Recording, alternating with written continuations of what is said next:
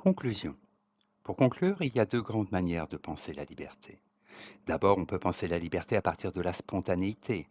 On verra alors dans la liberté un sentiment subjectif de faire ce que l'on veut. Et l'on pourra être mené à penser la liberté comme libre arbitre ou comme puissance. Le fou et le sot offrent peut-être les figures les plus percutantes de cette liberté. Cette liberté est le plus bas degré de la liberté. En revanche, on peut penser la liberté comme obéissance à la raison. Alors la liberté n'est plus à chercher dans le hasard ou la folie, mais au contraire dans la sagesse, dans la lucidité et la conscience des nécessités du monde.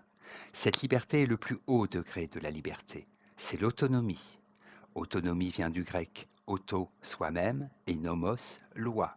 Cela revient à dire que l'autonomie consiste à être capable de se donner à soi-même sa propre loi. La liberté ne se présente pas comme un état, en termes de passivité, mais en termes de conquête et d'activité. On parle alors de libération. Il s'agit d'un processus, d'un travail sur soi et sur le monde, d'un apprentissage. On ne naît pas libre, on le devient. La liberté est une conquête. Elle n'est pas donnée d'emblée à l'homme. Il l'acquiert peu à peu, au fur et à mesure qu'il se libère de ses aliénations, de ses contraintes, de ses conditionnements, au fur et à mesure qu'il devient plus conscient de lui-même et de son environnement, au fur et à mesure que ses connaissances s'approfondissent. Victor Hugo disait avec raison, la liberté commence là où l'ignorance finit.